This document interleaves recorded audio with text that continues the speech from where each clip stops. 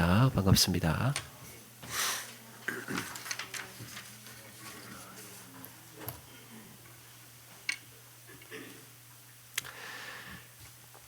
네, 한 몇 달 전인가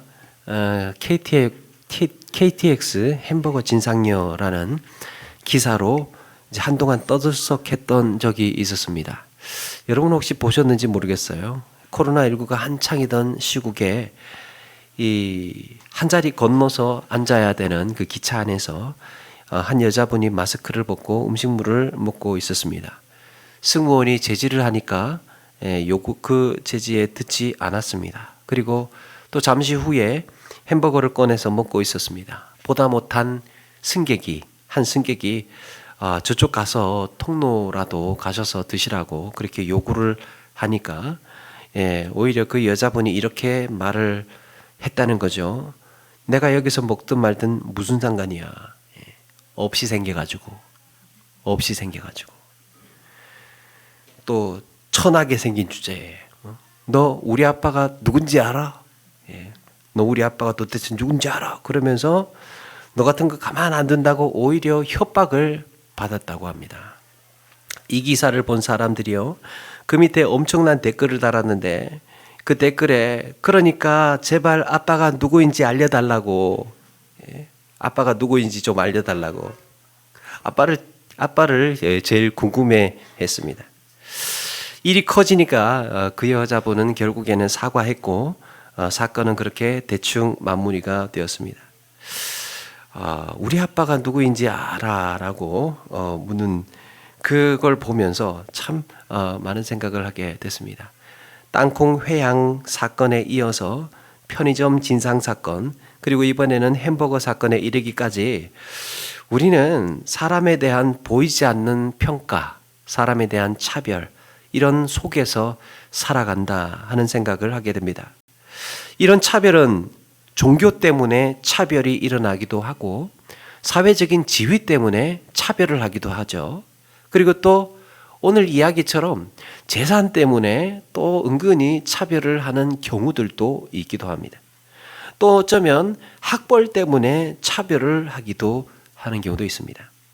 그리고 아직도 끝나지 않은 인종차별, 민족차별, 인종차별, 또 성차별, 이런 차별 속에서 살고 있습니다. 이렇게 세상은 한 사람의 인격보다는 평가하고 등급을 매기면서 알게 모르게 차별을 하고 있습니다. 이런 사회 분위기나 정서 때문에 늘 우리 사회는 갈등이 일어나고 분란이 생기고 보이지 않는 마음의 벽으로 가로막혀 있습니다. 오늘 말씀에도 유대인들이 이방인들에 대한 차별을 말씀하고 있습니다. 과연 이런 평가나 차별은 도대체 왜 일어나는 걸까? 유대인들은 왜 이방인들을 평가하고 차별하고 마음의 담을 쌓고 있는 걸까? 그렇다면 그리스도 안에서 우리는 과연 어떤 마음으로 살아야 할까? 함께 나누어 보려고 합니다.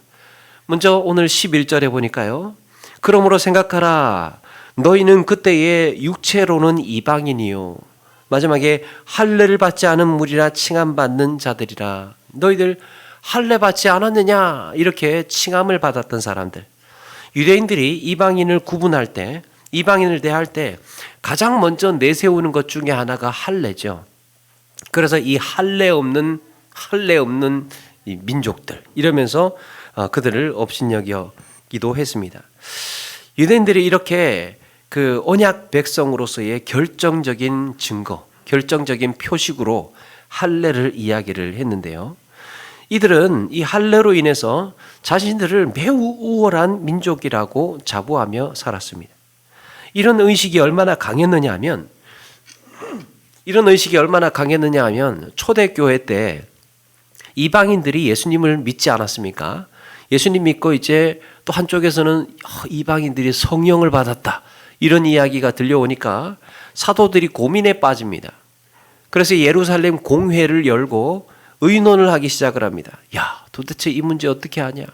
이방인이 예수 믿었댄다. 이방인이 성령으로 세례를 받았다네. 그러면 이제 우리는 인정하지 않을 수도 없고, 그렇다고 인정하기에도 참 곤란하고 어떻게 해야 할까? 이렇게 고민을 하다가 한 사도가 의견을 냅니다. 그러면 우리가 받아들이기는 받아들이는데 할례는 받고 받아들이자. 다른 건 몰라도 할례 정도는 받아야 그래도 우리도 명분도 서고 우리 이 혈통의 또 민족의 언약 백성으로서의 자존심도 세우는 것 아니냐. 이 정도로 유대인들은 할례에 집착이 강했습니다. 12절에도 보니까 이렇게 또 이야기를 합니다. 그때의 너희는 그리스도 밖에 있었고 이스라엘 나라 밖에 사람이라. 약속에 대해서는 외인이요 세상에서 소망이 없고 하나님도 없는 자이더니. 완전히 구원받은 백성과는 상관이 없는 사람들로 살았다는 거예요. 여기서 이스라엘 나라 밖의 사람이라고 했을 때 이 멀리 떨어진이라는 의미가 있습니다. 멀리 떨어진. 정서적으로도 멀리 떨어져 있고 육체적으로도 멀리 떨어져 있고 관계에 있어서도 멀리 떨어져 있고 가까이에 곁에 있든 멀리 있든 상관없이 하여튼 마음으로 영적으로 정서적으로 멀리 떨어져 있는 이방인들과 하나님의 언약 백성들의 사이는 그렇게 멀리 떨어져 있는 사이였습니다.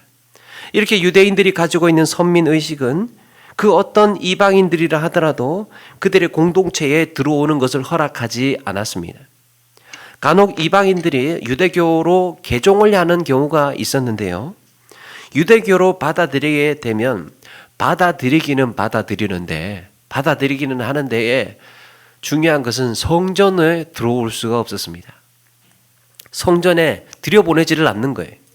순수한 유대인 혈통이 아니면 성전 제사의 특권을 누리지 못했습니다. 그래서 예수님 당시에 성전에는 이방인의 뜰이라는 게 있었습니다. 이 이방인의 뜰은 이방인들이 머무르는 한계예요. 그 안으로 한 발자국도 들어올 수가 없습니다. 이런 점에서 오늘 말씀에 14절에 중간에 막힌 담이라는 표현이 있습니다. 중간에 막힌 담. 뜬금없이 왜 중간에 막힌 담이라는 표현을 썼을까? 성경에서는 이 중간에 막힌 담이 어떤 담인지 상세하게 말씀하고 있는 것 같지 않습니다. 그런데 이 말을 누가 하고 있느냐가 중요합니다. 사도 바울이 중간에 막힌 담이라는 표현을 썼습니다. 이 막힌 담과 관련해서 사도 바울은 특별한 경험을 하나 한 적이 있는데요. 사도행전에 보게 되면 바울이 예루살렘에 간 적이 있습니다. 예루살렘에 갔을 때 그곳에 예루살렘 사람들이 와글와글 덤벼들어 가지고 달려들어서 이 사도 바울을 잡아서 단체로 집단 폭행을 하는 사건이 있었습니다. 사도행전 21장 28절에 이렇게 말씀합니다. 이스라엘 사람들아 도우라. 이 사람은 각처에서 우리 백성과 율법과 이곳을 비방하여 모든 사람을 가르치는 그 자인데 또 헬라인을 데리고 성전에 들어가서 이 거룩한 곳을 더럽혔다 하니. 이 사람 누구냐 하면 율법을 욕보이고 지금 성전을 더럽히고 각처에서 우리 백성들 지금 유혹했던 사람이야. 중요한 것은 이 사람이 이방인 데리고 지금 성전 들어간 사람이야. 이렇게 지금 이야기하고 있는 겁니다. 이 말씀이 여기에 이런 말씀이 있죠. 헬라인을 데리고 성전 들어가서 이 거룩한 곳 더럽혔다. 그 이유가 이 사도행전 21장 29절 그 다음 절에 나오는데요. 이는 그들이 전에 에베소 사람 드로비모가 바울과 함께 시내에 있음을 보고 바울이 그를 성전에 데리고 간 줄로 생각함이로라. 그러니까 바울이 예루살렘에 왔을 때 이방인 드로비모와 함께 다니는 것을 어떤 유대인들이 이제 본 거죠. 그런데 예루살렘에 이방인이 바울과 함께 다닌다? 왜 왔지? 왜 예루살렘에 왔지? 이유는 한 가지죠. 예루살렘에 와야 하는 이유는 성전에 들어올 가능성이 컸던 거예요. 그래서 유대인들이 그 모습을 보고 바울이 이방인과 예루살렘 시내를 다니고 있는 모습을 보고는 야, 저 두 사람 성전 데리고 들어갔다. 바울이 성전 데리고 들어갔다. 이렇게 오해를 한 겁니다. 그러니까 바울이 나중에 성전에 나타나자 유대인들이 야, 뭐야 유대인들 모여 하면서 바울을 잡아가지고 성전 밖으로 내쫓아서 막무가내로 집단 폭행을 가했던 겁니다. 그래서 그렇게 이야기합니다. 바울이 이 로마 시민권자인 나를 재판도 받지 않고 이렇게 나를 폭행을 할 수 있느냐라고 오히려 따지고, 그 일이 바로 이 사건에서부터 발단이 된 거였습니다. 예루살렘 성전에는 1.5m 높이의 유대인과 이방인들 사이에 돌로 쌓여진 벽이 있었다고 합니다. 그리고 이 벽, 이방인의 벽을 넘어서 성전으로 들어오는 입구에 경고문이 하나 쓰여져 있었는데요. 1세기 유대 역사가 요세푸스의 기록에 따르면 이렇게 이야기합니다. 어떤 이방인도 이 담 안으로 들어오는 것을 금한다. 어기는 자는 사형에 처한다. 라고 기록되어 있었다고 합니다. 이게 바로 유대인과 이방인의 막힌 담이었던 거예요. 같이 공존하면서도, 같이 어울려 살면서도 같이 할 수 없었던 그 두터운 담, 그 두껍고 높았던 1.5m의 담. 수년 전에 예루살렘에 간 적이 있었는데요. 예루살렘에 세계적인 이제 관광 도시다 보니까 차도 많고 사람들도 북적북적, 현지에 사는 사람들뿐만 아니라 온 세계에서 사람들이 몰려와 가지고 가는 곳곳마다 막 줄을 서야 되고 뭐 하나 구경하려면 또 1시간씩 기다리고 뭐 이런 적이 있었는데, 그런데 거기에는, 예루살렘에는 유대인들하고 팔레스타인 사람들이 이제 같이 뒤섞여서 살고 있었는데, 저는 참 희한한 광경을 목격을 했습니다. 유대인들과 팔레스타인 사람들이 그 북적북적하는 예루살렘 시가지며 도시들을 이렇게 활보하면서 같이 어울려 다니는데요. 같은 도시에 살면서도 그 사람들이 사는 동네들이 다 달랐습니다. 유대인들이 사는 동네가 있고, 이 팔레스타인 사람들이 모여서 집단으로 모여서 사는 동네가 있고, 학교도 달랐습니다. 유대인들이 가는 학교가 있고 팔레스타인 사람들이 다니는 학교가 따로 있었고, 또 받는 혜택도 달랐습니다. 심지어는 충격적인 것은 버스가 달랐다는 거예요. 노선 버스가. 타고 다니는 버스가 달랐습니다. 그러니까 같은 노선을 가더라도 유대인들이 타는 버스가 따로 있고 이 팔레스타인 사람들이 타는 버스가 따로 있었습니다. 그렇게 북적거리는 도심에서 모두가 뒤섞여서 살고 있지만은 서로 다른 세상에서 각자의 세상을 살고 있었던 것입니다. 그야말로 예루살렘은 동상이몽의 도시라고 할 수 있습니다. 같이 어울려 섞여 살면서도 다른 곳을 바라보고 다른 생각을 하고 다른 꿈을 꾸고 살아가는 도시. 이렇게 유대인들에게 있어서 이방인들은 메시아를 기대할 수 없고 정서적으로 종교적으로 멀리 떨어진 낯선 사람들이었으며 하나님의 언약에서도 제외되었고 영원한 삶을 기대할 수 없는 그야말로 신에게 버림받은 존재들이었습니다. 유대인들이 가진 마음의 벽은 그렇게 두터운 거였습니다. 그렇다면 이방인과 유대인들, 유대인과 이방인들은 왜 이렇게 같이 살면서도 마음이 섞이지 못한 것일까? 그들이 가진 생각은 이런 겁니다. 아니, 너희들 이스라엘 민족 아니잖아. 아브라함의 후손도 아니잖아. 할례도 못 받았잖아. 율법도 없는 자들 아니냐. 한마디로 말씀드리면 그들이 가진 기준 때문입니다. 섞일 수 없는 그들이 가진 기준, 그들이 가진 이 기준 때문에 서로 화평하지 못하고 섞이지 못하고 두터운 담을 막아놓고 살았던 거예요. 여러분, 기준이라는 것이 세워지면, 사람에게 기준이라는 게 세워지면 자연히 그 기준에 미치지 못하는 대상과 비교가 됩니다. 또 이렇게 비교를 하다가 보면 비교하는 행위 자체가 무엇입니까? 평가죠, 평가. 평가가 일어나는 거예요.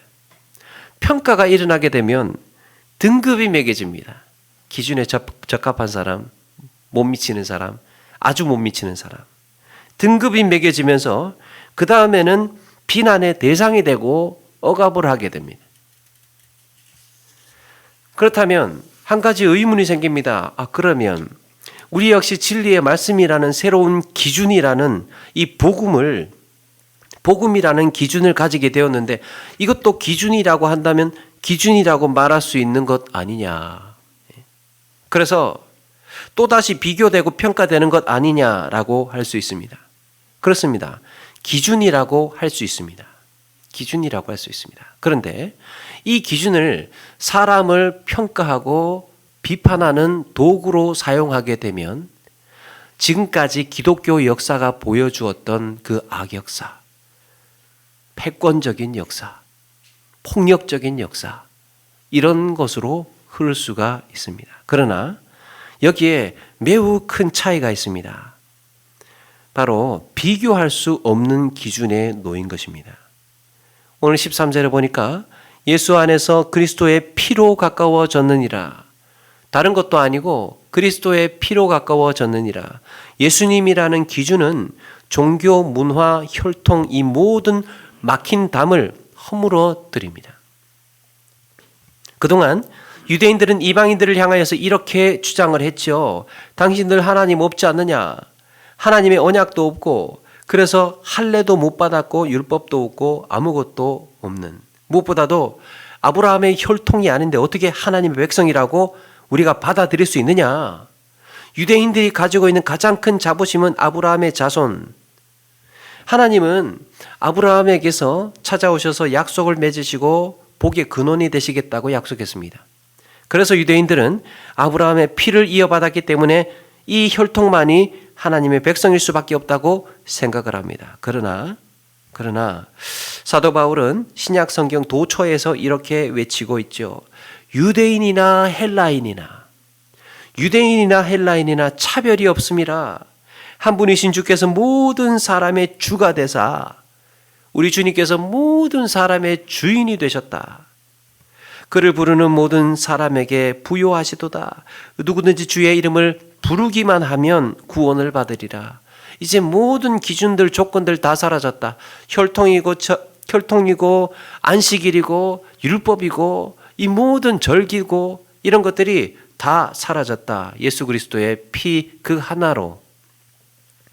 고린도전서 12장 13절에도 우리가 유대인이나 헬라인이나 종이나 자유자나 다 한 성령으로 세례를 받아 한 몸이 되었고 다 한 성령을 마시게 하셨느니라. 이뿐 아니라 성경이 여러 도처에 유대인이나 헬라인이나 차별이 없다고 그렇게 여러 번 반복하고 강조하고 있습니다. 이런 점에서 여러분, 우리가 주목해 보아야 할 대목이 하나 있는데요. 15절에 이 둘로 자기 안에서 한 사람을 지어 화평하게 하시고 그랬습니다. 여기에 이 둘이 누구입니까? 이 둘. 유대인과 이방인들. 서로 화합할 수 없고 서로 협력할 수 없는 이 유대인과 이방인을 한 사람으로 만드셨다는 거예요.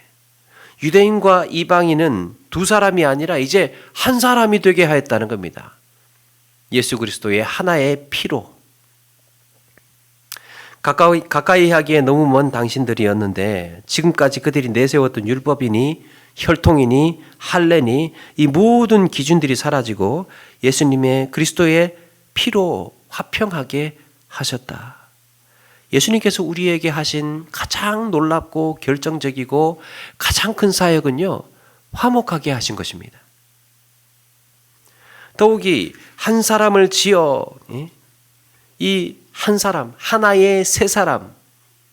사랑하는 여러분, 그래서 우리가 서로 한 몸이라는 지체의식을 갖는 것은요, 우리 이 자리에 있는 저와 여러분들 또 우리 모두가 한 몸이라는 지체의식을 갖는 것은 믿는 자로서의 증거예요. 믿는 자로서의 증거. 우리 주님께서 우리에게 무엇을 하셨는지 어떻게 하셨는지를 알고 있는 사람들입니다. 이 자리에 있는 우리 모두가 사실은 살아온 환경도 다르고요. 고향도 다르고 또 능력도 다르고 어쩌면 섬기던 교회들도 달랐을 수 있습니다. 그러나 이런 이유들이 우리 사이를 갈라놓는 막힌 담이 될 수는 없습니다. 우리가 가지고 있는 여러 가지 다른 생각이 있을 수 있지 않겠습니까? 다른 기준이 있을 수 있습니다. 또 다른 생각을 가지고 살아갈 수 있습니다. 이런 모든 것들이 하나하나가 기준이 되어서 우리 스스로를 지키고 때로는 우리 스스로를 나누고 의견을 달리해 왔었던 이 모든 것들, 그리스도의 피로 하나가 되게 하셨다는 겁니다. 신앙생활 잘하는 사람이 있습니다. 여러분, 어떤 사람이 신앙생활 잘하는 사람일까요? 신앙생활을 잘하는 사람은요, 성도들과 사이가 좋은 사람을 말합니다. 신앙생활을 잘한다는 것은 성도들과 사이가 좋은 사람이에요. 왜 그렇습니까? 우리 주님께서 그렇게 해놓으셨기 때문이에요. 화목해 해놓으셨습니다. 화평케 해놓으셨습니다. 그래서 그 믿음으로 우리 역시 신앙생활을 잘하기 위해서는 성도들 각자와 하나하나와 사이가 좋아야 돼요. 그들이 너와 내가 그리스도의 피로 화평케 하셨다는 것을 믿는 사람들입니다. 내가 예배에 빠지지 않고 전도 열심히 하고 교회 섬기는 일 열심히 하는 것도 다 좋은 일이지만 서로 사이가 좋지 않으면 이 모든 게 사실은 의미가 없습니다. 사이가 좋지 않으면. 행복한 교회, 행복한 성도, 행복한 신앙생활의 핵심은 화목에 있습니다. 화목. 그래서 교회에 어느 교회를 가든지 그 교회의 분위기를 보게 되면 이 교회가 어떤 교회구나 느끼지 않습니까? 그게 화목의 분위기예요. 우리가 교회에 예배를 하러 오지만 우리의 예배를 받으시는 하나님의 편에서 한번 생각을 해보자고. 우리의 예배를 받으시는 하나님의 편에서 예수님께서 화목의 제물이 되셔서 우리를 위해 죽으시고 우리를 하나의 사람으로 우리를 화평케 하시고 이 자리에 화목하게 하시기 위해서 이 자리에 같이 모아 놓으셨습니다. 화목케 하시기 위해서 모아 놓으셨습니다. 그런데 이렇게 만들어 놓으셨는데 어쩌면 서로 인사도 안 하고 친밀하지도 않고 서먹하고 어색하고 때로는 껄끄러워서 서로 은근히 피하고 그렇게 된다면 그 모습을 보고 있는 우리 하나님께서 보신다면 과연 기뻐하실까? 아니, 내가 몸보려 피 흘려 십자가에 죽어서 너희들을 친밀하게 하나가 되게 한 몸이 되게 해놓았는데 정작 모인 너희들의 마음을 보니까 어색하고 껄끄럽고 인사하지도 않고 낯설고 마음의 벽이 탄탄하게 닫혀 있어서 그렇게 쌓여 있어서 서로 화목하지 않다면 그 예배를 하나님이 기뻐 받으시겠습니까? 여러분, 그래서 예배의 뿌리는 화목입니다. 예배의 뿌리는 화목해야 예배가 아름다워요. 화목해야 예배가 은혜가 됩니다. 은혜가 돼요. 신앙생활에 화목해야 신앙생활이 재미가 있습니다. 왜 신앙생활에 재미가 없지? 이유는 한 가지예요. 화목하지 않기 때문에. 화목해야 기쁨이 있어요. 기쁨이 있어. 신앙생활을 해도 기쁨이 있는 거예요. 내가 오늘 예배를 온전히 드렸다고 말하려면 나는 오늘 주일을 잘 지켰어. 예배를 온전히 드렸다고 말하려면 화목한 가운데에 예배가 이루어져야 됩니다. 화목한 가운데. 주님께서도 제사를 받으실 때에 제물을 받으실 때에 가만히 생각해보고 형제와 화목하지 못한 일이 생각나거든. 예배 멈춰. 제사 멈추고 다시 돌아가서 화해하고 다시 돌아와. 화해하고. 예배에 깔려있는 기본 전제라는 겁니다. 화목은. 예배하기 위해서는 화목해야 합니다. 18절에 이는 그로 말미암아 우리 둘이 한 성령 안에서 아버지께 나아감을 얻게 하려 하심이라. 우리 둘이 누구입니까? 막힌 담이 가로막혀 있는 담이 이렇게 가로막혀 있어가지고 서로 소통하지 않고 가까이에 있으나 서로 친밀하지 않는 그 사이를 성령 안에서 다 허물어뜨리고 나서 너희들 같이 나와라. 같이 나와라. 예배는 혼자 드리고 마는 것이 아니라 나와 한 몸을 이룬 자들과 하나가 되어서 함께 기뻐하는 가운데에 드려지는 공동체의 고백입니다. 공동체의 고백. 하나님 보이시죠? 지금 우리 사이 이렇게 좋아요. 이렇게 좋아요. 우리 모여있는 같이 내 옆에 앉아있는 이분들이 나는 지금 마음을 열고 서로 의지하고 서로 격려하고 서로 위로하고 있습니다. 우리 이렇게 친밀합니다. 이거 고백하는 겁니다. 이거. 그렇게 함께 화목을 이루어가는 가운데에 예배가 아름답고 신앙생활이 행복하고 기쁨이 넘치는 것입니다. 예배의 전제, 우리 믿음의 증거의 기본, 바로 화목이라는 것을 꼭 기억하시고 우리 모두가 힘써 나아가는 저와 여러분 되시기를 바랍니다. 적용으로 오늘 나가시기 전에 세 분 이상 안부 인사 여쭙고 그동안 잘 지내셨나고 평소에 이왕이면 평소에 인사 잘 안 하시던 분들한테 좀 찾아가셔가지고 그렇게 그렇게 꼭 한 번씩 하셨으면 좋겠어요. 아는 사람, 친한 사람, 말 잘 나누는 사람, 가까운 사람들만 그렇게 인사 나누시지 마시고 서로가 그렇게 같이 애쓰고 힘쓰는 가운데에 우리 주님께서 그렇게 우리를 만들어 놓으셨다면 우리도 애써야죠. 우리도 힘써야 될 것 아닙니까? 실천해야 할 것 아닙니까? 서로 화목하기 위해서, 마음을 열고 친밀하기 위해서, 막힌 담, 그 두터운 막힌 담을 허물어뜨리기 위해서 우리도 조금씩 먼저 손을 내밀고 먼저 인사를 건네고 그렇게 나누었으면 좋겠습니다.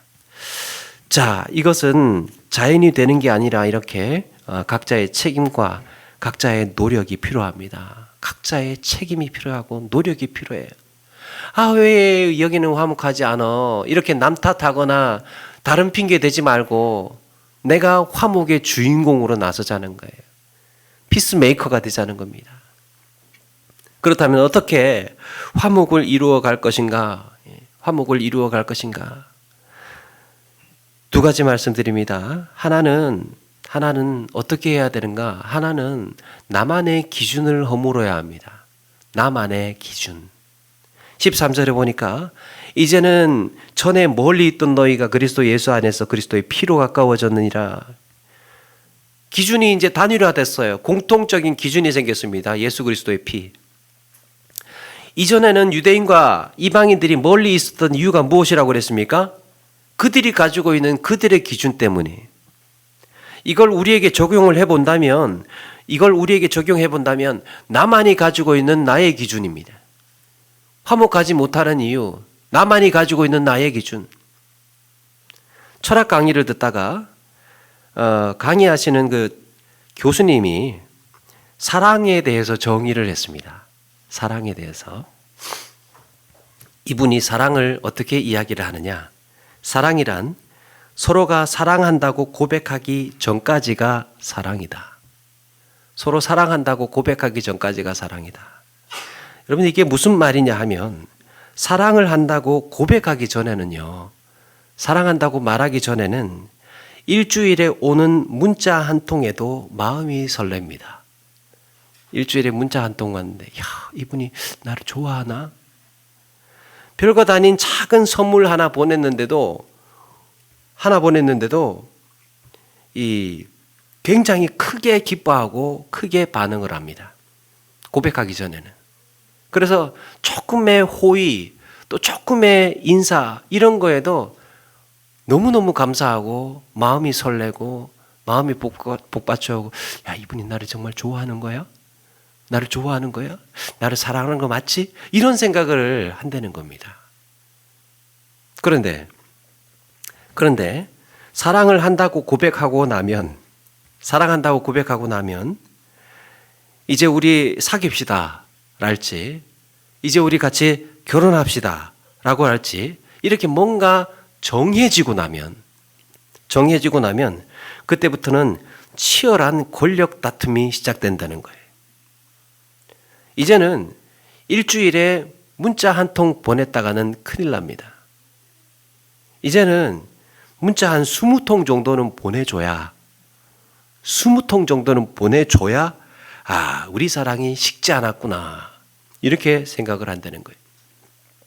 선물을 해도 그냥 웬만한 걸 가지고 오면 지금 이걸 선물이라고 가지고 오냐고 그런다는 겁니다.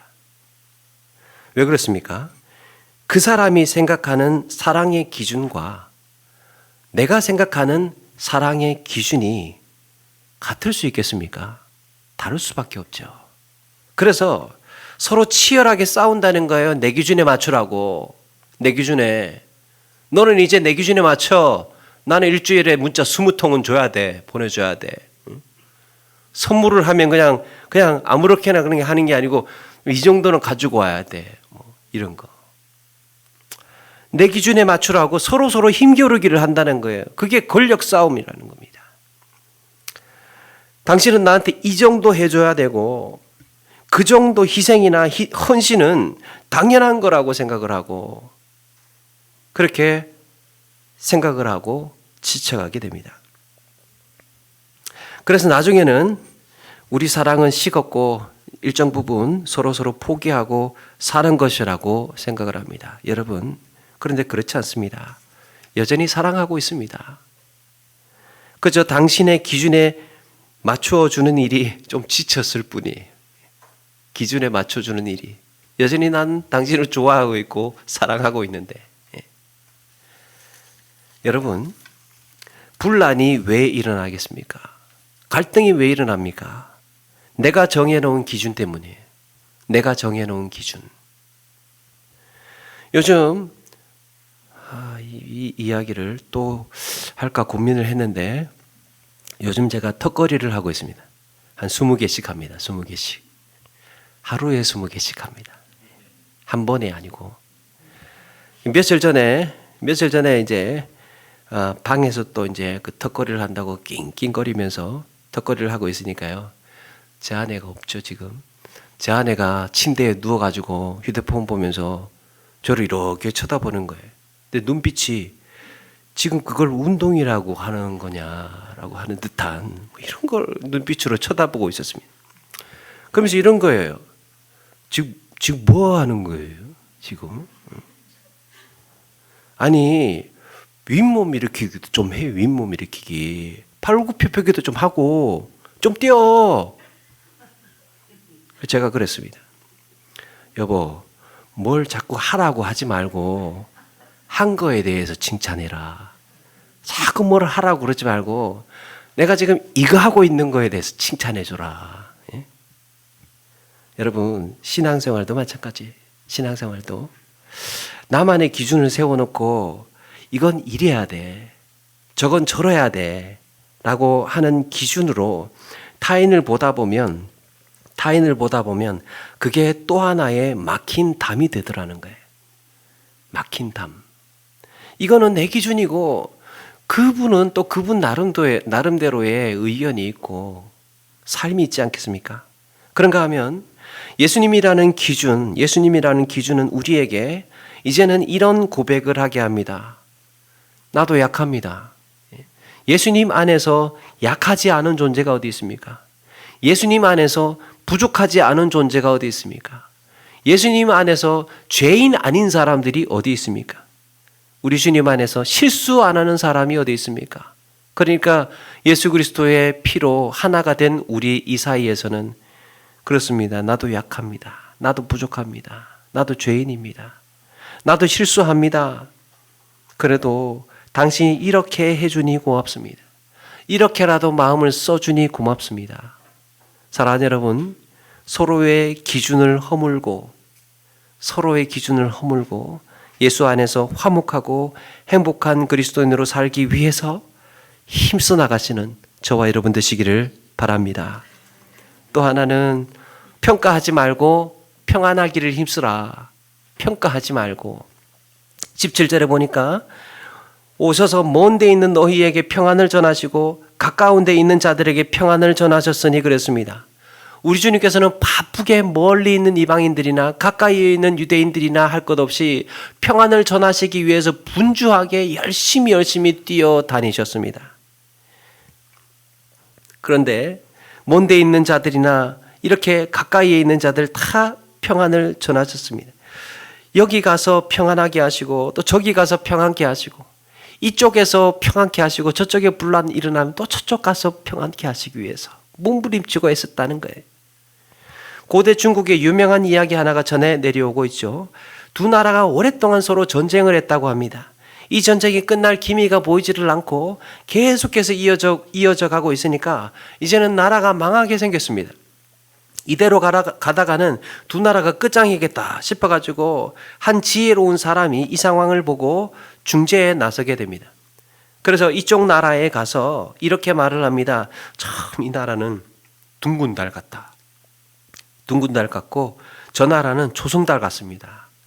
큰 나라가 굳이 저 조그마한 나라 왜 그렇게 치려고 하십니까? 그러니까 왕이 기분이 좋아가지고 안 그래도 전쟁 좀 끝낼 수 있는 빌미가 필요했는데 그래 그럼 그렇게 이야기를 하면 내가 한번 전쟁을 한번 끝내야 되겠구나 생각을 해보지. 이렇게 이제 좋게 뜻을 내비쳤습니다.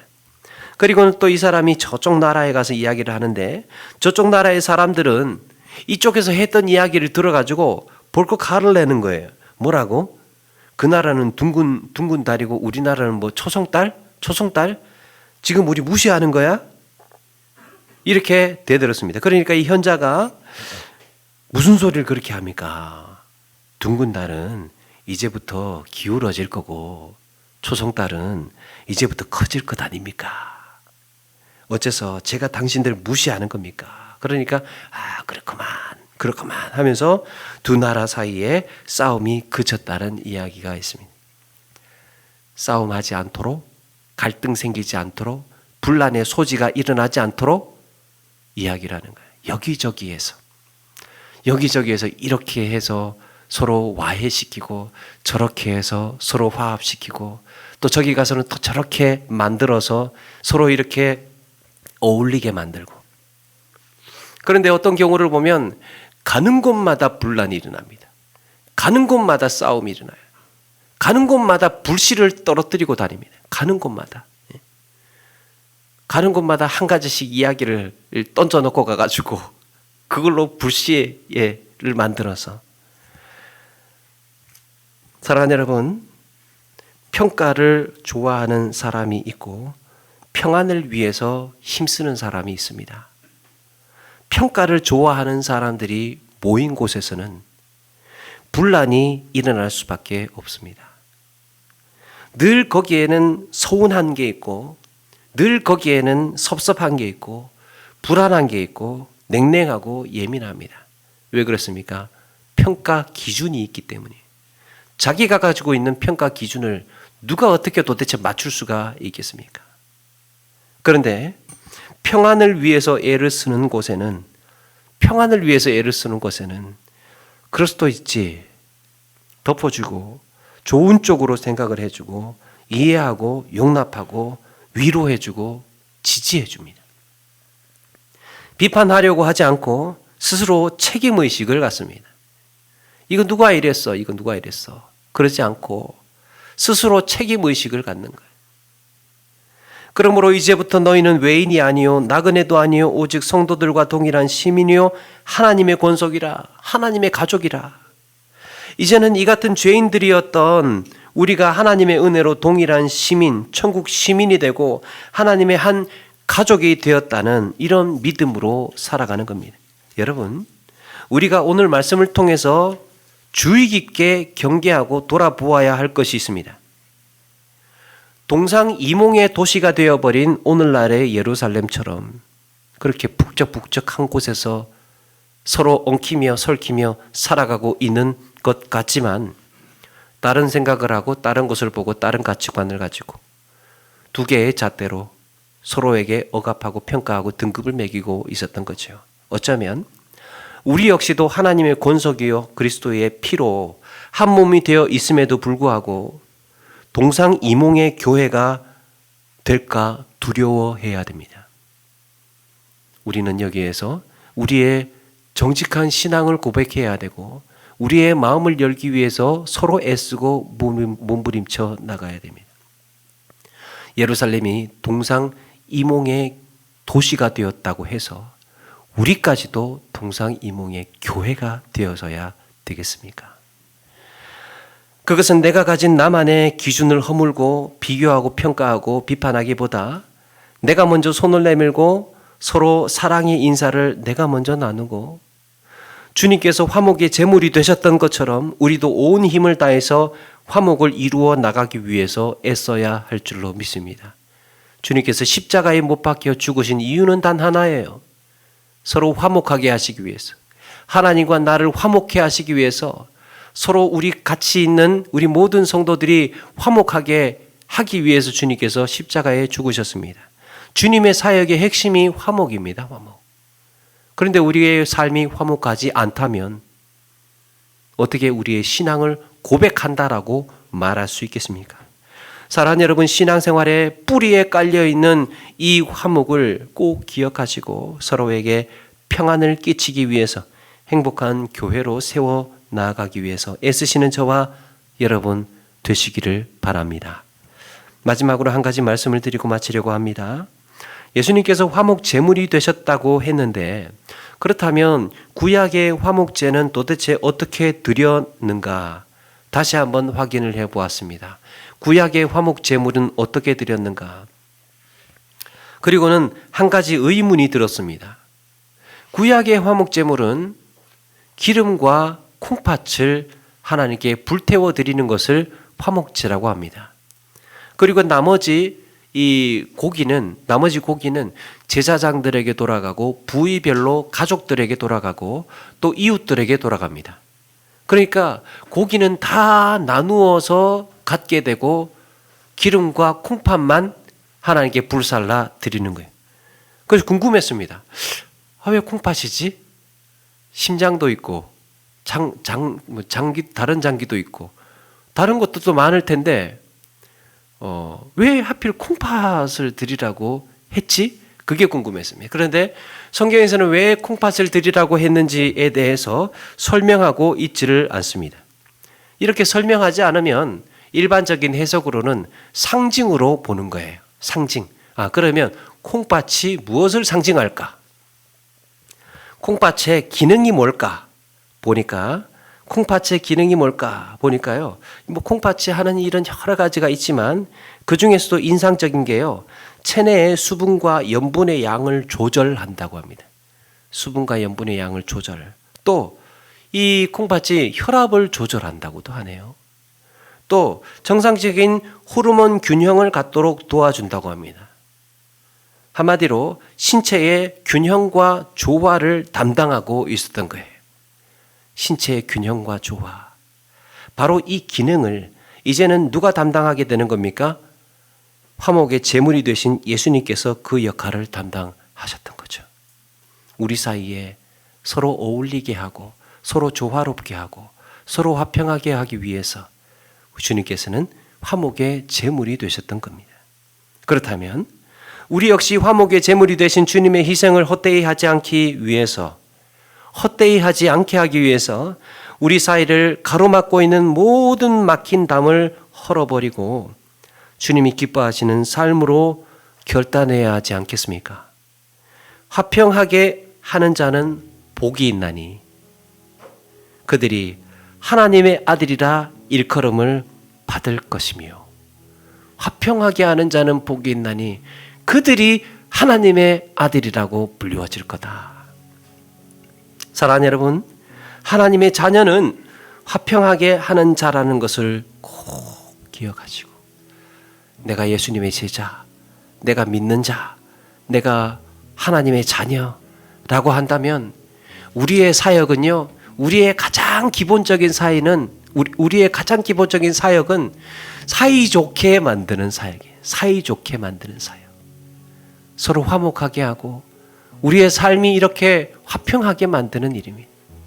그래서 내가 가는 곳곳마다 거기에서 화목이 일어나고, 내가 가는 곳곳마다 거기에서 웃음이 일어나고, 내가 몸담는 조직마다, 직장마다, 내가 일하는 사업장마다 그곳에서 화평이 일어나는 일이 바로 우리 믿는 그리스도인들이 하는 결정적으로 중요한 일이라는 겁니다. 가장 기본적인 일. 내가 가는 곳곳마다 분란이 일어나고 의문이 생기고 갈등이 생기고 싸움이 일어난다면 믿는 자라고 하기에 부끄러운 이야기가 되는 것이지요. 사랑하는 여러분, 이렇게 우리가 가는 곳마다 화평이 일어나는, 또 우리 역시 이곳에 모인 우리에게도 따뜻한 교회, 정말 정이 넘치는 교회, 가고 싶은 교회, 머물고 싶은 교회, 이렇게 화평을 이루어가는 성도의 삶을 살아내시는 저와 여러분 되기를 주님의 이름으로 축원합니다.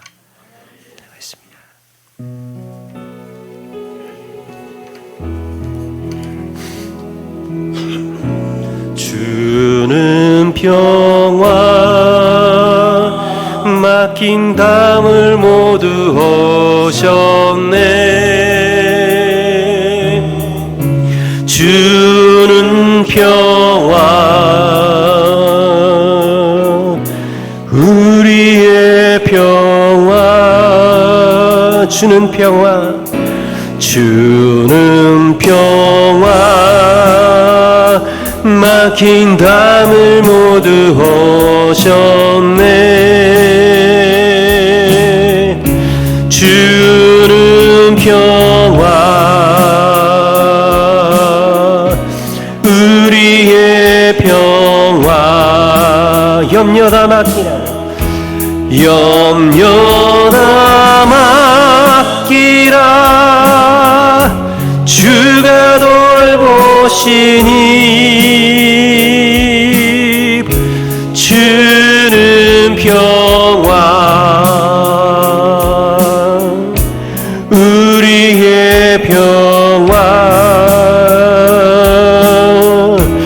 염려다 맡기라, 주가 돌보시니.